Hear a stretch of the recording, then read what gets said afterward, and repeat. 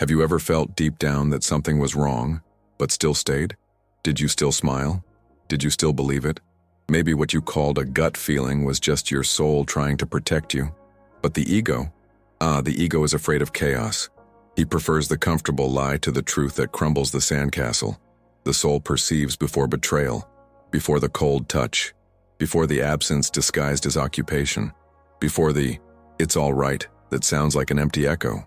The soul perceives, but the ego is silent, because listening to the soul hurts. It hurts because it takes courage. It hurts because it demands surrender, and because it requires accepting what you didn't want to see. Rumi said, "Pain prepares people for an extraordinary destiny, but the ego does not want extraordinary destinies. He wants guarantees. He wants promises. He wants to keep pretending that love is enough, even when love is long gone." Maybe you're here now because you already ignored that whisper. Maybe you are here because back then you preferred to believe in words and not in vibration. You felt the distance. He felt the vacant gaze, felt the energy shift, but he chose to remain silent. And when it all came to light, you blamed yourself. He wondered how he didn't see it. How did you not notice? But the truth is that you saw. You felt it. You knew. I just didn't want to accept it. Because accepting would mean facing the end. Close cycles. Start over. And the ego hates new beginnings. He would rather remain wounded but comfortable than break free and walk in the dark of uncertainty. But the soul always knew. She notices when the ringtone changes, when the gaze no longer searches, when presence becomes weight. She perceives the silence that is not peace, but indifference. The problem is that most of us have learned to ignore this perception. We learn to silence the soul to maintain the appearance of control. We learned to call drama what was actually intuition. We learned to keep quiet, and the pain became a scream. Do you feel it? Have you ever experienced this? Maybe now, looking back, I can see the signs that were there all along. But the soul doesn't need proof. It feels. And even when everything seems perfect on the outside, she detects the lie disguised as affection, the routine masked distance, the emotional betrayal that precedes the physical one. The soul perceives before betrayal, and yet the ego chooses silence, not out of ignorance, but out of fear. Fear of being alone, fear of admitting that you were deceived, fear of looking inside and discovering that on some level, you betrayed yourself first. Because when you feel and ignore, when you realize and continue, when you listen and remain silent, you move away from yourself. And what hurts the most, perhaps, isn't even the other person's betrayal, but betrayal against yourself. Rumi wrote, "The wound is where the light enters. But for the light to enter, we must stop covering the wound. It needs to be opened, to feel, to recognize." This video is not just about cheating. It's about listening. It's about the soul. It's about the courage to no longer silence what is already screaming inside. If you've made it this far, it's because some part of you also feels, also senses, also asked, "Why do I feel like something died?" even though it was never said out loud. Maybe today is the day to face this silence, to recognize that what hurt was real, that what you felt was true, and that silencing the soul was indeed a form of betrayal. But there is still time to listen, time to remember who you are, time to let the soul speak before the ego destroys what can still be healed. And maybe right now at this very moment your soul is nudging you again. Maybe she's saying, "Pay attention, this is about you." Because it's not just a video, it's a mirror. It's a whisper that reaches where normal words can't. It's the kind of truth that doesn't scream, but vibrates. And if any part of what was said here spoke to you, write in the comments, "My soul already knew." These 4 words are more than a sentence. They are a silent commitment to your own truth. A way of saying, I will no longer be silent out of fear. And if you feel that this content really touched you, then don't let it go. Like the video. Subscribe to the channel, not out of vanity, but because this journey of listening to the soul and silencing the ego is not an easy one, and you don't have to walk alone. Every like, every comment, every subscription here, it's like a candle lit in the darkness. It's a sign that more souls are waking up, more people are feeling again, more hearts deciding not to ignore the sacred warning within. And this is just the beginning, because now that you've started listening, It's time to understand why. So often, even when we feel betrayal coming, you chose to stay. About what comes before the pain, before the scream, before the explosion. Let's talk about that which is almost invisible, but which you felt with all the strength in the world. Have you ever felt like something was wrong even when everything seemed right? Have you ever ignored that knot in your stomach, only to later find out you've been cheated on? Why do we feel, but pretend we don't? The answer is cruel, but it needs to be said, because we were taught to doubt the soul, rationalizing intuition, disbelieving what vibrates and trusting only what can be proven. But love, true connection, loyalty, never come with written proof. They feel. They perceive each other in the silence, in the look, in the space between the words. And when this space changes, the soul notices. The invisible problem is that you have learned to silence this warning, because listening would mean acting. It would mean leaving. It would mean losing what you were still trying to keep alive even though it was already dead. How many times have you felt absence disguised as presence? How many times was he there, but had already left long ago? How many times did she say she loved you, but you no longer felt seen, desired, truly loved? It's subtle. That's why it's invisible. That's why no one understands when you try to explain. That's why you confuse yourself. But his soul was never confused. She was just ignored. And what starts as mild discomfort turns into chronic pain. You start to wonder if it's neediness, if it's drama, if it's insecurity. But deep down, you know, because the body feels what the mind refuses to accept. The skin feels. The heart changes rhythm. Or I'm losing my mind. The voice trembles for no apparent reason. The other's energy no longer recognizes you. And you try to fit in again. Try harder. Love more. Tolerate more. But the more you give, the less you receive. And then the emptiness grows. It's not just any void. It is a hole in the soul of those who insist on remaining where they are no longer touched. And then the cycle begins. You feel. You shut up. You blame yourself. You try to please. You get frustrated. You explode. And then it starts again. The same emotional dance of trying not to see what your soul has already seen. The invisible problem is not betrayal. It's everything that comes before.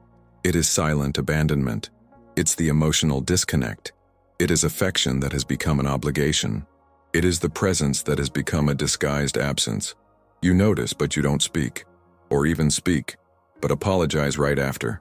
He says it's just an impression, that maybe it's just a phase, that the other is stressed, busy, tired, and little by little you become nullified. You convince yourself that you shouldn't feel what you feel. That is exaggerating, that you need to be more understanding, more patient, stronger. But who convinced you that love requires silence of the soul? Who taught you that feeling too much is a defect? Who made you believe that your deep perception of others is a problem, not a gift? Rumi said, "Close your eyes and see with your heart," but you learn to do the opposite, opening your eyes to see what they tell you, and close your heart so you don't feel what hurts you. The invisible problem is not just the pain of betrayal, it's the pain of having felt and ignored. It's the guilt of having remained silent in the face of the internal scream. It's the feeling of having betrayed yourself out of love for someone else. But it is not selfish to feel. It's not crazy to realize. It is not an exaggeration to trust what logic cannot explain. The soul is silent, but accurate. She doesn't accuse. She doesn't dramatize. She doesn't judge. She just feels. And what she feels is real, even if the whole world says otherwise. You noticed when he started to walk away. He noticed when she started looking at her cell phone more than her eyes. He noticed when conversations turned into short answers, when kisses became habits, when the I love yous lost their soul. You noticed. But fear spoke louder. Fear of being called crazy, insecure, dramatic, fear of losing, fear of being alone, fear of admitting you've already lost, even before it's over. And that's where the invisible problem becomes a heavy burden, because you start to carry the guilt for feeling. And it destroys. It destroys your connection to the soul. It destroys your inner confidence. It destroys your ability to hear what is true. But today, perhaps, something has awakened in you again. Perhaps upon hearing those words, that same feeling returned. Not to hurt you, but to remind you, you are not weak for feeling. You are strong enough to recognize what many deny their entire lives. And if you've come this far, it's because your soul is asking for more truth, more lucidity, more courage. So write in the comments, "I trust the wisdom of my soul." It's not just a sentence, it's a turning point. It's a silent decision to no longer ignore what vibrates within you. And remember, where the soul speaks, the ego needs to learn to listen. We are still just at the beginning. Now, it's time to dive deeper. The time has come to go deep, for there is much beneath the suffering. Beneath the denied presentiment, beneath the echo that you tried to bear, there is a center, a beginning, a deep level where everything echoes. Where lies the reason why, even though you're aware, you can't move. The spirit sees first, always. It lives in silence, in what vibrates in the meantime, in what is unsaid, in the sound that cannot be heard, in the touch without skin. This core needs no reason, nor proof, nor excuse. The spirit knows. It only knows. The ego, in turn, wants to rule everything, even if it means lying. It lives from control, from what is measured, from what is directed, from what is understood. Doesn't deal well with the ethereal, with the hidden, with the fluid, with the unfixed. Rumi wrote, "The cut, it allows the brightness to enter. However, if you cover this cut with fear, with refusal, with omission, what penetrates is not light.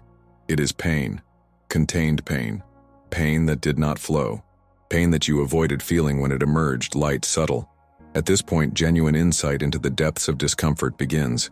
You don't suffer only for those who hurt you. You suffer from breaking the link between what you felt and what you lived. I fear you. And that kind of cut the world didn't show you how to heal.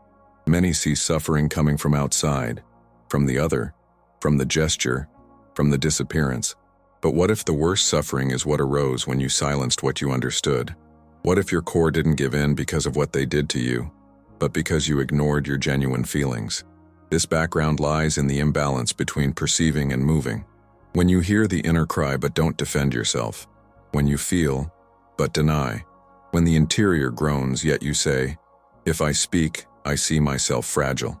That's where you leave yourself. This hole, this echo, does not come only from what happened. It comes from you excluding yourself because you wanted comfort. But there was no comfort. There was fear. Fear of disturbing. Fear of being seen in noise. Fear of losing what little is left. This invisible core is deep. It comes from time, of memories, of hidden records.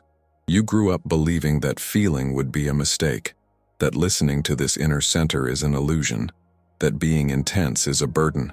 That's why you tried to be someone else, colder, more discreet, more serene. But deep down, this hiding consumed you. You didn't break it. You suffocated. It suffocated your shine. It suffocated what moves you. And time made this suffocation grow.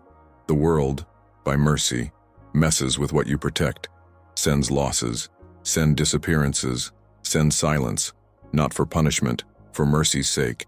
Because this inner core, when it doesn't listen, cries. And this crying sometimes destroys. But the end, deep down, hides the beginning again.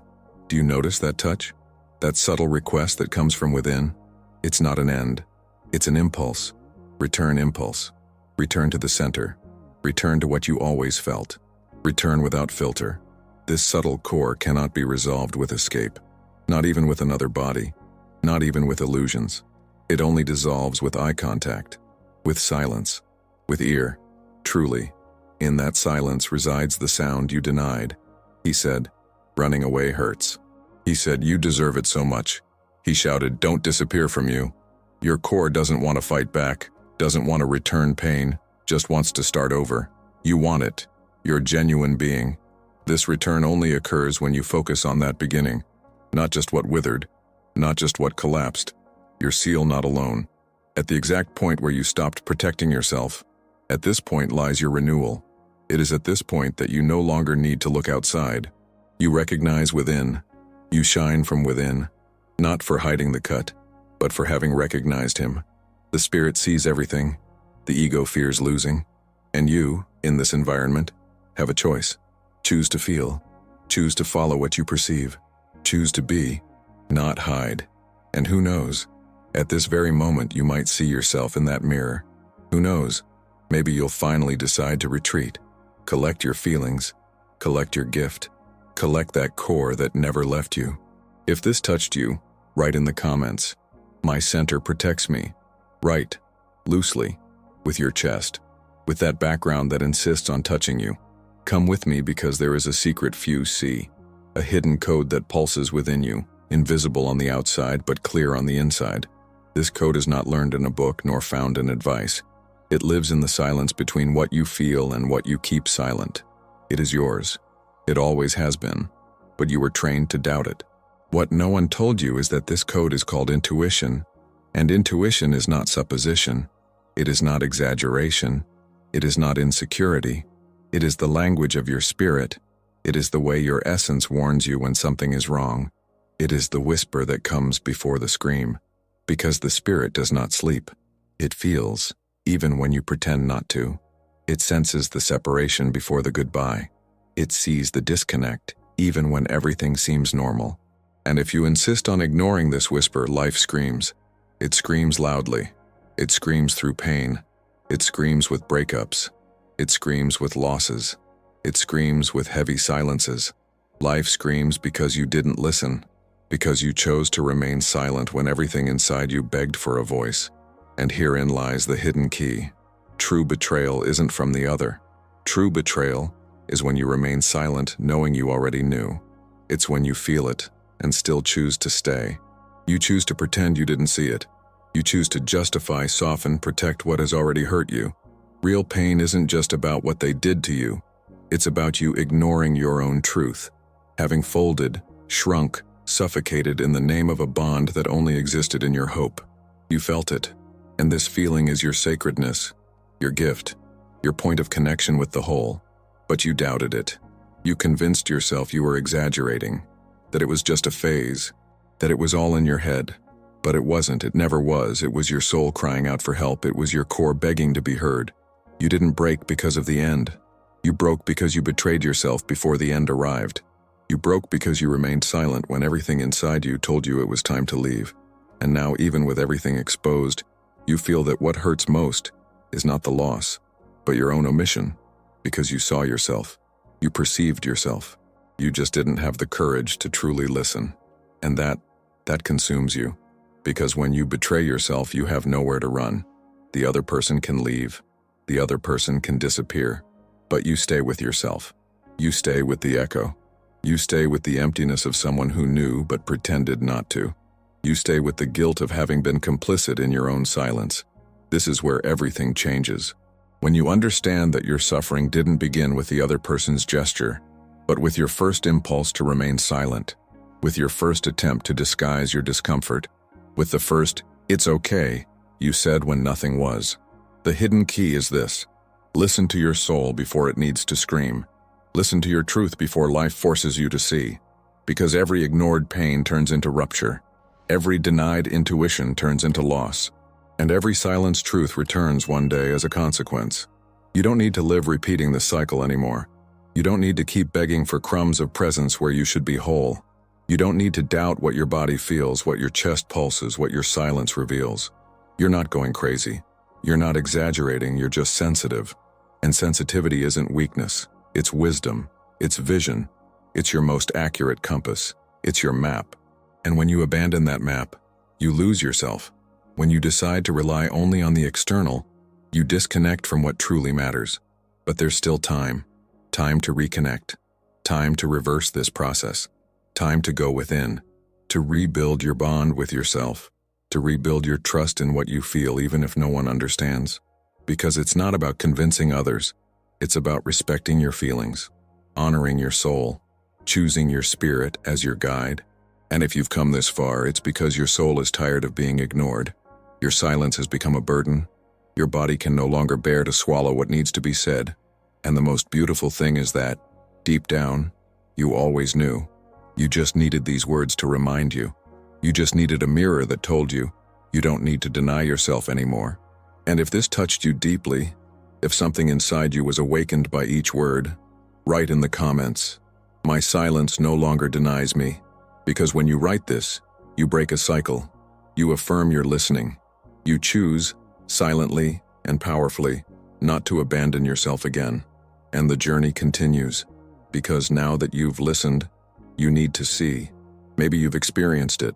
Not obviously, not like in a movie, but like someone slowly fading away. Maybe it wasn't a scream, nor an announced end. Maybe it began with a small silence, a gesture that changed tone, a message that lingered longer than usual, a gaze that once sought you out, and now seems to merely meet yours, without resting. You felt it, deep inside.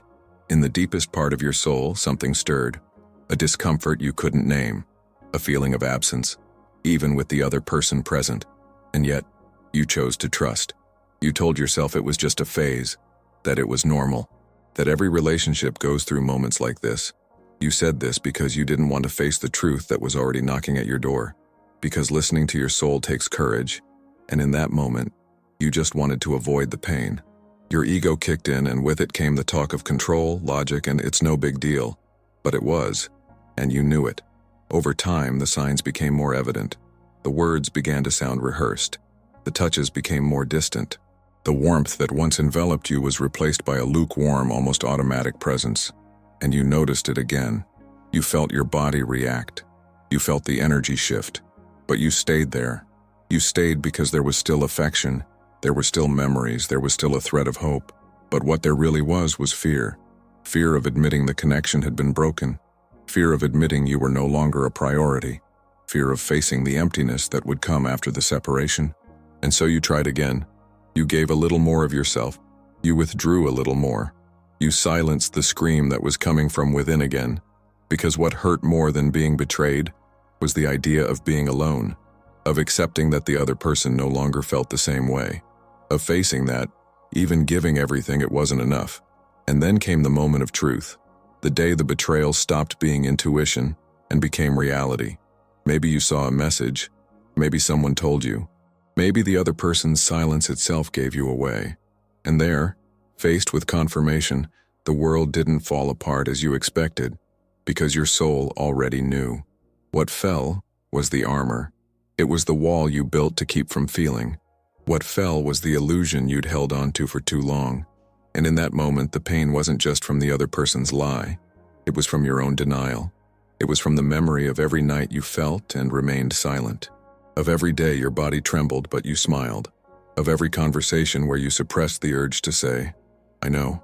The real pain was betraying yourself, ignoring your own wisdom, doubting your intuition, putting yourself on the back burner for something that was already over. Only you didn't want to see it. Do you remember the exact moment you first felt something was wrong? It wasn't at the end. It was much earlier.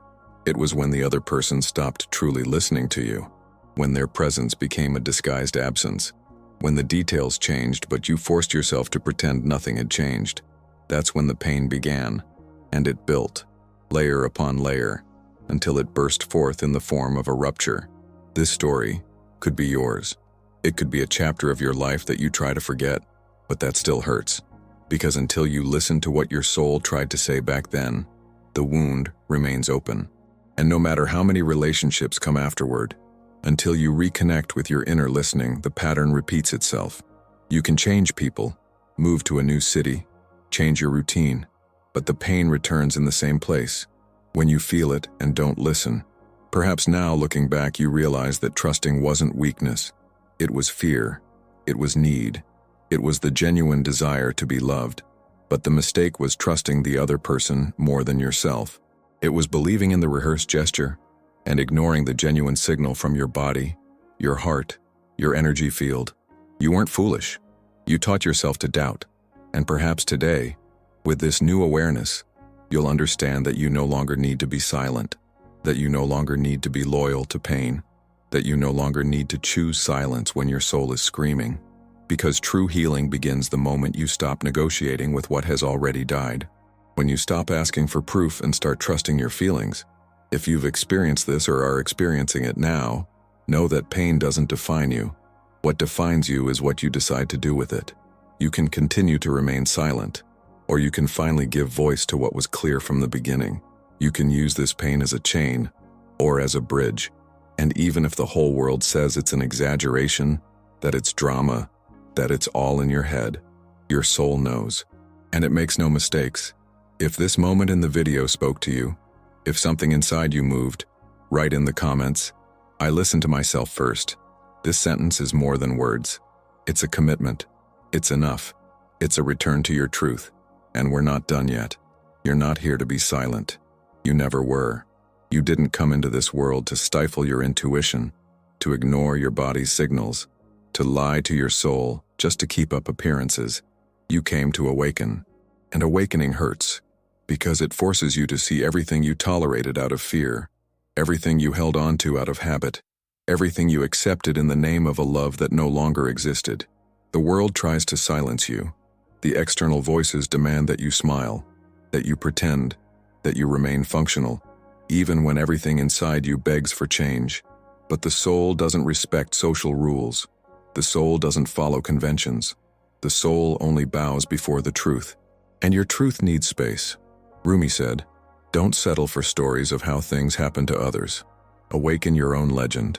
And that legend begins when you refuse to repeat the same old script, when you decide you'll no longer deny what you feel, when you stop living solely by reacting to the external and start listening to what pulses within you. That's the turning point. The moment you look in the mirror and no longer see just someone hurt. You see someone ready to transform pain into awareness. Pain, however painful, has a purpose. It tears you apart, but it also reveals you. It pushes you inward. It forces you to return to the only place where your true strength resides, your essence. You no longer need to be a prisoner of what you've experienced. You no longer need to carry the label of someone who was deceived, betrayed, rejected, forgotten. You can be the one who survived, the one who listened, felt, fell, and decided to rise again. Not out of pride, not out of revenge, but out of integrity with your soul. A shift in consciousness happens when you understand that your pain is not a punishment. It's a calling, a call to reconnect, a call to remember who you are before you learned to be silent, before you were taught to doubt your own feelings, before you believed that love means accepting everything, even that which hurts. This point where you are now is not the end of the line. It's the beginning of your return. You begin to realize that you no longer need to beg for presence, that you no longer need to chase after someone who treats you as if you were disposable, that you no longer need to diminish yourself to fit into relationships where you're always left over. You begin to remember your worth, and worth isn't arrogance. Worth is clarity. It's knowing what you deserve and no longer negotiating with that which silently destroys you. Awareness arrives as a timid light at first, but it grows. It illuminates every corner where you've lost yourself. And in this process, you begin to truly see yourself. You begin to question, why did I accept so little? Why did I keep quiet for so long? Why did I abandon myself so often? And instead of judging yourself, you understand. You understand that you did what you could with what you knew. You understand that you kept quiet because you were conditioned to do so. You understand that you trusted because you still believed in the best. But now you're no longer the same. Now you have a different perspective. Now you listen to your soul as if listening to a teacher. Now you recognize that it's not selfish to protect yourself, that it's not weakness to say no, that it's not an exaggeration to withdraw when something starts to hurt you. Now you know that the soul speaks softly, but it says everything, and that every time you silence this call, the price was your peace. A shift in consciousness isn't magic. It's a choice that needs to be made every day. Every time you doubt yourself, you need to remember the power of listening. Every time you feel the urge to remain silent, you need to remember the weight of stifling your own cry. And most importantly, every time you try to return to old patterns, you need to remember how hard it was to break free from them. You're no longer in that place. You no longer belong in that cycle.